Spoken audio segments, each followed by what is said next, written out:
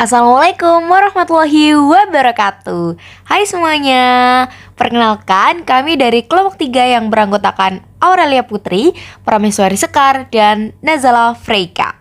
Di video kali ini kita akan menayangkan sebuah berita yang berhubungan dengan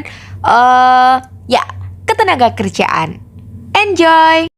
Kebijakan pemerintah membebaskan visa bagi 75 negara bisa membuka peluang masuknya tenaga kerja ilegal. Masuknya tenaga kerja asing akan mengancam penghidupan pekerja lokal. Anggota Komisi 9 DPR fraksi Nasdem, Irma Suryani menegaskan Indonesia sudah mulai dibanjiri tenaga kerja informal dari Tiongkok. Menurut Irma, para investor asing yang menanam modal di Indonesia jangan serta mewajibkan prasyarat membawa tenaga kerja untuk bekerja di Indonesia. Semua investasi itu jangan juga menjadi prasyarat membawa tenaga kerja asing ke Indonesia, di mana tenaga kerja asing itu hanya profesinya sebagai buruh gitu. Perusahaan-perusahaan yang hari ini banyak sekali investor asing masuk gitu ya, justru menimbulkan gejolak di perusahaan-perusahaan itu gitu ya. Kita nggak anti tenaga kerja asing, hanya saja jangan juga selalu menabrak kebijakan dan undang-undang yang ada di Indonesia. Serbuan pekerja asing di tengah masih tingginya angka pengangguran jelas menjadi ironi bagi negeri kita. Terlebih tenaga asing tersebut tidak hanya menempati posisi tenaga ahli, namun juga merambah sektor-sektor yang seharusnya bisa menyerap tenaga lokal. Pembangunan infrastruktur yang tengah digenjot pemerintah saat ini menjadi pemacu pertumbuhan ekonomi, sekaligus untuk menyerap tenaga kerja. Namun penyerapan pekerja di sektor ini juga kerap direcoki pekerja asing di Indonesia. Pada April lalu, 5 pekerja asal Tiongkok tertangkap tengah melakukan pengeboran ilegal dalam proyek pembangunan kereta cepat Jakarta-Bandung. Kekhawatiran akan serbuan pekerja asing khususnya asal Tiongkok sebenarnya sudah mengemuka ketika pemerintah berencana bekerja sama dengan Tiongkok dalam proyek pembangunan kereta cepat tersebut. Belum lagi terungkapnya sejumlah pekerja ilegal di beberapa daerah di tanah air yang tidak hanya menempati sektor tenaga ahli, namun juga sektor yang seharusnya bisa ditempati oleh tenaga kerja lokal. Serbuan tenaga asing jelas menjadi ironi bagi masyarakat kita di tengah masih tingginya angka pengangguran. DPR sudah membentuk panitia kerja tenaga kerja asing untuk menelusuri temuan dan laporan dari masyarakat. Sementara pemerintah diminta tetap membuka lebar lapangan pekerjaan bagi warga Indonesia. Komisi 9 sekarang ini kan ada panja itu terkait dengan tenaga kerja asing.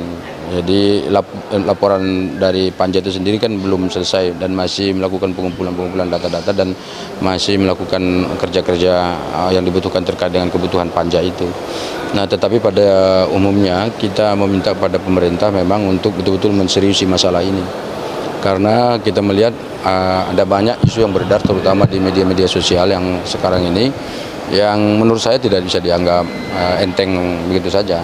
Jadi bisa jadi ini juga merupakan kegelisahan masyarakat karena kita di Indonesia sendiri kan masih kekurangan tenaga kerja, masih kekurangan lapangan kerja, mohon maaf.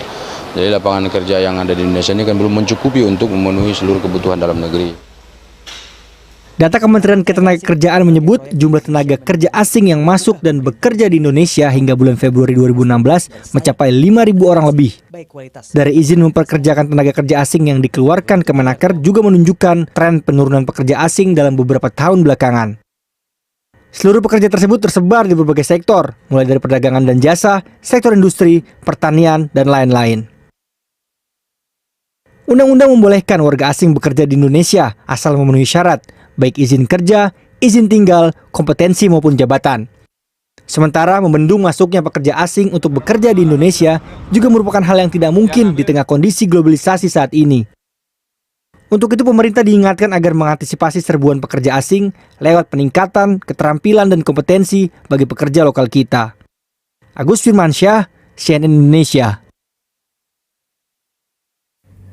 Dari kasus berita tersebut, kami dapat mengambil kesimpulan bahwa masuknya tenaga kerja asing akan mengancam kehidupan warga lokal. Saat ini Indonesia sedang dibanjiri tenaga kerja asing Tiongkok.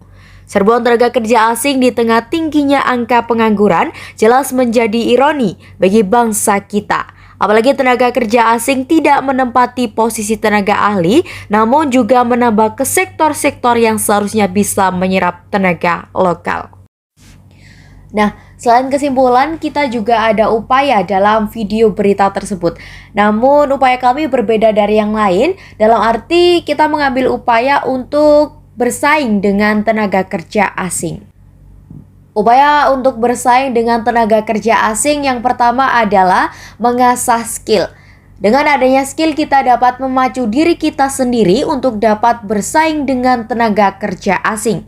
Tingkatkan kemampuan yang kita miliki, maka kita akan menjadi lebih terampil dalam dunia kerja.